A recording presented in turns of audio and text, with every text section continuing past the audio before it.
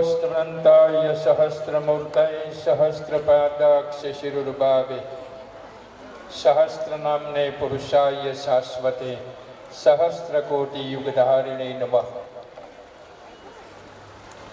આજના મંગલમય પરમ પવિત્ર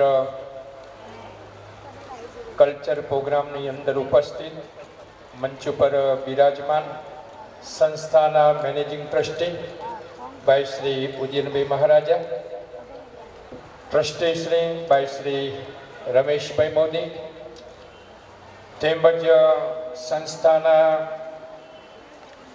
પ્રિન્સિપાલ ભાઈ શ્રી ભાવિનભાઈ પટેલ, તેમજ ભાઈ શ્રી બહુ જૂના જાણીતા રાજુભાઈ, તેમજ ભાઈ શ્રી અરવિંદભાઈ, તમામ વાલીગણ, બાળમિત્રો, આપ સૌને મારા હિતપૂર્વક જય સ્વામિનારાયણ।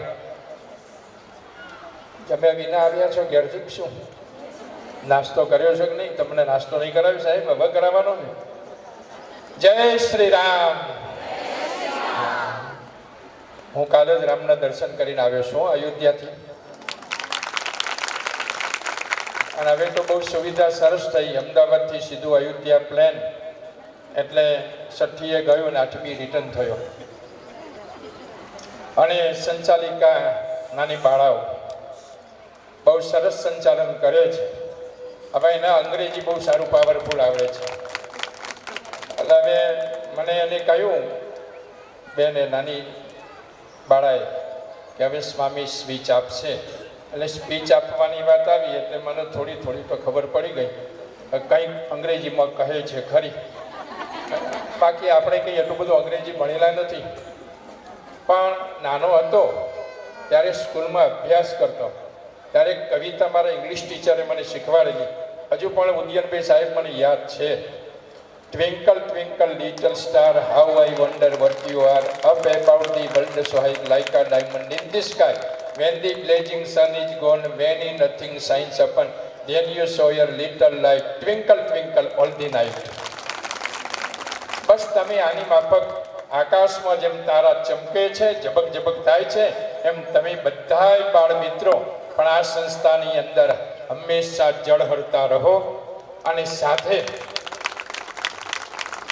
મેં હમણાં જ કહ્યું ઉદયનભાઈને કે આ બધી કળા શીખવી કોણે? આ દક્ષિણી નૃત્ય સૌથી પહેલું જે હતું એ સ્વાગતનું, તો કે આ બાળકોની અંદર રહેલી જે શક્તિઓ એને ખીલવવા માટે આ બહેનો એટલે કે સ્ટાફ અને શિક્ષકો જે હોય તે બધો પૂરો સ્ટાફ એની પૂરી મહેનત છે।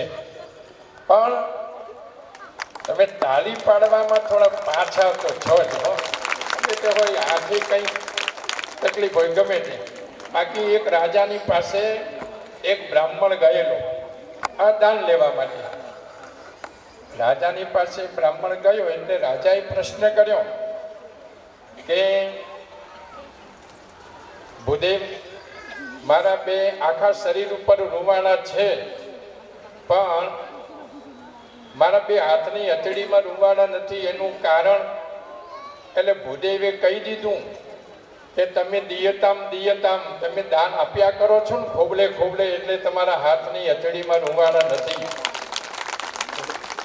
પણ પછી રાજાએ સવાલ બીજો કર્યો, એ તો ઠીક, પણ ભૂદેવ તમારા હાથની હથેળીમાં રૂવાણા નહીં, તો કે એનું કારણ અમે લિયતામ લિયતામ, હવે બે હાથલી લીધા કરીએ એટલે અમારા હાથની હથેળીમાં રૂવાડા નથી। એ તો બરાબર, પણ અમારા પ્રધાન મંત્રીઓ પ્રજા આ કોઈના હાથની હથેળીમાં રૂવાડા નથી, એનું મૂળ કારણ? એનું કારણ એક જ કે લોકોનું સન્માન થતું હોય એટલે ઘણા બરી મળતા હોય, હથેળી પણ હથેળી ઘસે આમ, આ સ્વામીને આ મોમેન્ટો આપી દીધો, આવડું મોટું શું આપ્યું હશે આમાં? અને ઘણા રાજી થઈને તાળીઓ પાડે, વાહ વાહ વાહ, ધન્ય છે, સ્વામીનું સન્માન બહુ સારું કર્યું, એટલે તાળી પાડે એના હાથમાં રૂવાડા નથી, બરી મળે હથેળી પર હથેળી ઘસે એટલે એના હાથમાં રૂવાડા નથી, માટે તાળી પાડવી હો, પણ સમય યોજિત પાડજો પાછા, ગમે તેમ નહીં। હા, આપણા બાળકો એની એક્ટિવિટી તમે જુઓ. વાલીઓને તો એમ થતું હશે આજે કે અમારા સંતાનો આ સંસ્થાની અંદર કેવું સરસ શિક્ષણ અને સંસ્કાર સાથે સાથે નવા નવા અભિગમો એની અંદરથી સ્ફુરાયમાન થાય છે. નાની 3 બાળાઓ અહીં બેઠી છે, સંચાલિકા છે, આખા પ્રોગ્રામનું આખા કાર્યક્રમનું સંચાલન કરે છે. એટલે મને એમ થયું કે આ ઇંગ્લિશ મીડિયમ શાળા ખરેખર સાર્થક છે અને એમાં પુરુષાર્થ છે અમારા ઉદયનભાઈ મહારાજાનો, અમારા રમેશભાઈનો, અમારા અરવિંદભાઈનો, અને વધારે પુરુષાર્થ જોઈએ તો અમારા અમદાવાદ ગાદીના આચાર્ય શ્રી હાલના વર્તમાન આચાર્ય શ્રી કૌશલેન્દ્ર પ્રસાદજી મહારાજ શ્રી, કારણ કે એણે આ સંસ્થાનું અહીંયા નિર્માણ કરાવ્યું અને ઉદયનભાઈ જેવા એક સારા વ્યક્તિને આ કાર્ય સોંપ્યું કે તમે આનું સંચાલન કરો. અને આ લગભગ 25 વર્ષ, આ 25મું વર્ષ ચાલે છે. તાળી પાડો બરાબર. રજત જયંતિ ઉજવાશે આવતી સાલ તમારા સહકારથી. આવતી સાલ 25 એટલે 25 પૂર્ણ થશે અને પછી રજત જયંતિ મહોત્સવ પણ ઉદયનભાઈ હમણાં જ મને વાત કરી, એ તો મેનેજિંગ ટ્રસ્ટી છે, કે આવતી સાલ સારો કાર્યક્રમ રજત જયંતિ મહોત્સવ ઉજવવો છે. અને એમાં તો આ બધા સ્ટાફ જે પ્રિન્સિપાલ હોય કે શિક્ષક હોય બધાનો 1 મહિનાનો પગાર લેવાનો છે. એમાં તાળી પાડો તમે વાલીઓ, તાળી પાડો. એ તો નહીં પાડે. આપશો કે નહીં? પકડીને તો બોલો. ના આપો તો કઈ નહીં. જય સ્વામિનારાયણ. પણ આપો તો સારું. આ તો ભાઈ હસવાની વાત છે. પણ સાહેબે મને તારીખ માટે ફોન કરેલો. મને કે 9મી તારીખે આવો કાર્યક્રમ છે સ્વામી, તમે આપશો? મેં કીધું હા, હું અયોધ્યાથી 8મી રિટર્ન આવી જાઉં છું એટલે 9મીએ ચોક્કસ સમય કાઢીને આવીશ. આજે તારીખ 9 થઈ, બરાબર? તારીખ 9 થઈ અને રામચંદ્ર ભગવાનનું પ્રાગટ્ય પણ 9મીના દિવસે, 9મી તિથિ. સ્વામિનારાયણ ભગવાનનું પ્રાગટ્ય પણ 9મીની તિથિ રાત્રે 10 વાગે. અને આમ તો ભક્તિ પણ કેટલી 9 પ્રકારની નવધા ભક્તિ કહેવાય. શ્રવણમ કીર્તનમ વિષ્ણોહો, સ્મરણમ પાદ સેવનમ, અર્ચનમ વંદનમ દાસ્યમ, સખ્યમ આત્મનિવેદનમ. 9 પ્રકારની ભક્તિ. મને અંગ્રેજી નથી આવડતું હો બેનો, પણ સંસ્કૃત આવડે છે. હા, સંસ્કૃતમાં હું તમને, તમે મને નહીં પૂછો અને હું તમને અંગ્રેજીમાં પૂછો. હા, અને આપણે અસલ તો ભારતીય સંસ્કૃતિમાં સંસ્કૃતમાંથી બધી ભાષાઓનો જન્મ થયો એવું કહેવાય છે. બીજો 9નો આંક કેવો છે? પૂર્ણાંક છે. કેવો? પૂર્ણાંક. એટલે આજનો દિવસ, આજની તારીખ સાહેબે બહુ સરસ પસંદ કરી. 1 × 9 બરાબર 9 થાય, 9 × 2 બરાબર 18 થાય, 1 + 8 બરાબર 9, 9 × 3 બરાબર 27, 2 + 7 બરાબર 9, 9 × 4 બરાબર 36, 3 + 6 બરાબર 9, 9 × 5 બરાબર 45, 4 + 5 બરાબર 9, 9 × 6 બરાબર 54, 5 + 4 બરાબર 9, 9 × 7 બરાબર 63, 6 + 3 બરાબર 9, 9 × 8 બરાબર 72, 7 + 2 બરાબર 9 અને 9 × 9 બરાબર 81, 8 + 1 બરાબર 9 અને 9 × 10 બરાબર 90, 9 + 0, 9 + 0 0 બરાબર 9.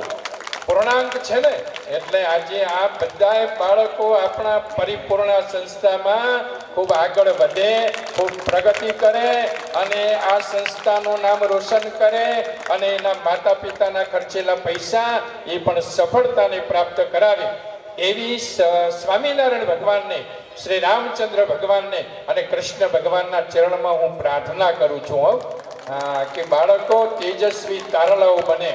અને કેવા છે જુઓ તો, એનું અભિનય તમે જોયો ને, નાની બાલિકાઓનો અભિનય અને એનામાં તેજસ્વીતા. અને તમને આ બધા બેઠા ને એમને એમ થતું સારું આવું આપણે તો કશું કર્યું નહીં જીવનમાં, પસ્તાવો થતો હશે. હા, થાય જ. અને કશોય પ્રાપ્ત ન કર્યું હોય ને એને પસ્તાવો જ મળે, બીજું કંઈ મળે નહીં. પછી બોલવું પડે, હા પસ્તાવો વિપુલ ઝરણો સ્વર્ગમાંથી ઉતર્યો છે, પાપી તેમાં ડૂબકી દઈને પુણ્યશાળી બને છે. આ પસ્તાવા રૂપી એક ઝરણું, એમાં જો આપણે કદાચ ડૂબકી મારીએ ને તોય પાવન થઈએ. એટલે પસ્તાવો માણસ કરે ને ભૂલ કર્યા પછી તો એ પાપમાંથી મુક્ત થાય. કહેવાનો અર્થ આવો છે. પણ આજે મને અહીં આવ્યા પછી આનંદ આવ્યો. ઉદ્યનભાઈ ખૂબ, ખરેખર રમેશભાઈ ખૂબ મજા આવી ગઈ. કારણ કે આ માહોલ જોવા ક્યાં મળે? આવી સરસ નાના ભૂલકાઓ, નાના બાળાઓ અને એનામાં રહેલી સુષુપ્ત શક્તિ જાગૃત કરવા બહેનોએ, સ્ટાફે અને આ શિક્ષકોને, અમારા આચાર્ય શ્રી, પ્રિન્સિપાલભાઈ શ્રી ભાવિનભાઈએ અને સમગ્ર ટ્રસ્ટી મંડળ એને ખૂબ જ પુરુષાર્થ કર્યો છે. ત્યારે આ સિદ્ધિ આપણે નિહાળી રહ્યા છીએ. અને આવી સિદ્ધિ એના જીવનમાં, અને એક વાત તો ચોક્કસ, જે પરસેવી નાય સિદ્ધિ એને જય વળે. એટલે પરસેવે નાવવું પડે, મહેનત કરવી પડે. અને મહેનત કરો તો શું ન મળે? આ ઉત્તર પ્રદેશમાં ટ્રેનો દોડે છે ને બધી, એમાં એક વાક્ય લખેલું હોય છે ઉદયનભાઈ હિન્દીમાં, પુરુષાર્થ કે અલાવા ઓર કોઈ રાસ્તા નહીં હૈ. પુરુષાર્થ એટલે મહેનત, મહેનત સિવાય કોઈ રસ્તો નથી. ચાહે તમે એમ માનો કે અમે સાધુ બન્યા એટલે દરરોજ કંઈ લાડવા મળી જાય. મહેનત કરીએ તો લાડવા ખાવા મળે. એમણે કંઈ લાડવા થોડા મળે. અમારે મહેનત કરવી પડે, દોડવું પડે, ફરવું પડે, દેશ વિદેશમાં ઘૂમવું પડે. તમને એમ કહો વિદેશમાં તો સારું, એમાં તો પ્લેનમાં જવાનું ને આવવાનું. પણ ના ના, આ ઉંમરે પ્લેનમાં જવું ને આવવું થાક તો લાગે ને. 30 કલાકની જર્ની હોય, થાક ન લાગે? લાગે. પણ છતાંય સંપ્રદાયના વિકાસ માટે, અનેક ભાવિક ભક્તોના કલ્યાણ માટે, અનેક નાના ભૂલકાઓને સંસ્કાર આપવા માટે, અનેકના જીવનમાં જ ઘડતર કરવા માટે, સદાચારના પિયુષ પાવા માટે અમારે પણ મહેનત તો કરવી પડતી હોય. પણ એક વસ્તુ યાદ રાખજો, બાળકોને કહું છું, માતૃ દેવો ભવ. આ સૂત્ર યાદ રાખજો. પિતૃ દેવો ભવ, ગુરુ દેવો ભવ, આચાર્ય દેવો ભવ અને અતિથિ દેવો ભવ. આવું આપણા જૂના જમાનામાં મકાન ઉપર લખવામાં આવતું. એમ મકાન હોય ને એના પર લખાતું. ઉદયનભાઈ અતિથિ દેવો ભવ લખાતું. અત્યારે માતૃકૃપા ઘણા લોકો લખે, પિતૃકૃપા લખે. પણ હવે તો ઘણી વખતે આપણા દ્વાર ઉપર, બંગલાના દ્વાર ઉપર લખે. પહેલાના જમાનામાં શું લખાતું? સુસ્વાગતમ, પછી સ્વાગતમ, એવું લખાતું. પછી ધીરે ધીરે એ શબ્દો ગયા અને ઇંગ્લિશ આવી ગયું, વેલકમ. બહુ સરસ. પણ હવે બધું ભૂસાઈ ગયું. હવે શું લખાય છે? કૂતરાથી સાવધાન, એવું લખાય છે ને. હવે અંદર કૂતરા ન હોય છતાંય લખે એટલે કોઈ પેસે નહીં અંદર. કૂતરું તો હોય જ નહીં, પણ છતાં લખે કૂતરાથી સાવધાન. પણ આવું લખાય નહીં કાયદેસર. કૂતરું હોય તો લખાય, ન હોય તો ન લખાય. ન હોય ને લખીએ કૂતરાથી સાવધાન, મતલબ શું થાય? અંદર જેટલા છે એ બધાય સમજી ગયા. માટે આવી સંસ્થામાં 5 આંગળા ભેગા કરીને આપજો. પાછા આપવાની ઈચ્છા હોય તો. આવા કાર્યક્રમો એમણીમ તો ન થાય. તન, મન અને ધન બધાની જરૂર પડે. અને ભેગું કરેલું ક્યાંય કોઈનું સાચવ્યું સચવાતું નથી. એક બ્રાહ્મણ રાજા પાસે ગયો. રાજાએ કહ્યું, વાહ ભૂદેવ, વાહ તારી વિદ્વત્તા ધન્ય છે. અને બ્રાહ્મણે શું કહ્યું? મને મારા જીવનમાં ક્યાંય માગવું ન પડે એટલું આપી દો તો સારું. એટલે એણે બ્રાહ્મણને રાજાએ ચિઠ્ઠી લખી આપી ખજાનચી ઉપર. આપદ અર્થે ધન. અને ખજાનચીએ લખેલું, રાજાએ લખેલું, આને 5000 સોનામાં આપજે. પણ ખજાનચીએ ન આપી. ખજાનચીએ રાજાને લખ્યું, આપદ અર્થે ધનમ રક્ષે. તો રાજાએ સામે લખ્યું, શ્રીમતામ કુતઃ આપદ, મારા જેવા શ્રીમંતને આપત્તિ કેવી? માટે આવેલા બ્રાહ્મણને 10,000 સોનામાં આપજે. પાછું ખજાનચીએ લખ્યું, પાછો ના આપ્યું હો. અને લખ્યું કે કદાચિત કુપિતો દૈવ, દેવનો કોપ થાય તો ભલે ભલા મહારાજાને પણ આપત્તિ આવે. માટે રાજન વિચાર કરો, હજુ આવી રીતે દાન આપી ન દેવાય. ત્યારે રાજાએ લખ્યું, સમૂલમ ચ વિનશ્યતિ, દેવનો કોપ થશે તો બધું જ નાશ પામી જશે. કોઈનું સાચવ્યું સચવાવાનું નથી, બેંકમાં મૂકેલું પણ રહેવાનું નથી, કોઈની પાસે થાપણ મૂકી હશે તો રહેવાની નથી. માટે આવેલા બ્રાહ્મણને 20,000 સોના વરદાનમાં આપજે. પછી આપવી પડી, એના પછી લખવા જેવું કશું હતું જ નહીં. એટલે આવી સંસ્થાઓમાં સારી જગ્યાએ 5 આંગળા ભેગા કરીને આપેલું ક્યારેય પણ વ્યર્થ જતું નથી. એટલે હંમેશા, અને આપણા ભારત દેશમાં તો તમને ખબર જ છે ને કે ખભે ખભા મિલાવીને આપણે પ્રગતિ કરવાની હોય, એકબીજાના દુઃખમાં સહયોગ આપવાનું હોય. આ સ્ટાફ કેટલી મહેનત કરે, ટ્રસ્ટી મંડળ મહેનત કરે, વાલી પણ ઘેર બાળકની સંભાળ રાખે, બાળકો પણ એટલા બધા હોશિયાર. હા, પણ આ બાળકોને લાવવા લઈ જવા, બાળકોને વાલી મૂકવા આવે, ઘરના બધા કામ પડ્યા મૂકે, પેલું બાળકને સંસ્થામાં મોકલે. એટલે આ શા માટે? કે મારું સંતાન ખૂબ પ્રગતિ કરે, જીવનમાં સુખી થાય, પગભર બને અને ટેલેન્ટ બને, વિદેશમાં જાય, એવી દરેક માતા પિતાના હૈયામાં એક ભાવના હોય છે. અને એ ભાવનાને પરિપૂર્ણ કોણ કરી આપે છે? આ સંસ્થાનો સ્ટાફ કરી આપે, એજ્યુકેશન સ્ટાફ, અને સાથે એમાં સહયોગ આપે ટ્રસ્ટી મંડળ, અને એ સાથે બીજા પરિબળો કામ કરતા હોય. એટલે આ બધાનો આપણે જેટલો આભાર વ્યક્ત કરીએ એટલો ઓછો છે. બાળકોને છેલ્લી એક જ મારી અપીલ, એક જ પ્રાર્થના, એક જ શ્લોક કહી દઉં, ત્યાર પછી મારી વાણીની વિરામ, અને પછી ઉદયનભાઈને કહું મને વિદાય પણ આપજો, હજુ એક પ્રસંગમાં જવાનું છે. એક જ શ્લોક. બાળકોનું જીવન કેવું હોવું જોઈએ? આમ તો અહીંયા તો એ કદાચ નહીં સમજી શકે, પણ છતાં ગુજરાતી કરીશ. કાક ચેષ્ટા બક ધ્યાનમ શ્વાન નિદ્રા તથૈવ ચ. 5 લક્ષણ બાળકમાં હોવા જોઈએ. કાક ચેષ્ટા બક ધ્યાનમ શ્વાન નિદ્રા તથૈવ ચ. અલ્પાહારી ગૃહી ત્યાગી વિદ્યાર્થી પંચ લક્ષણમ. બાળક વિદ્યાર્થી કેવો હોવો જોઈએ? કાગડા જેવો ચતુર.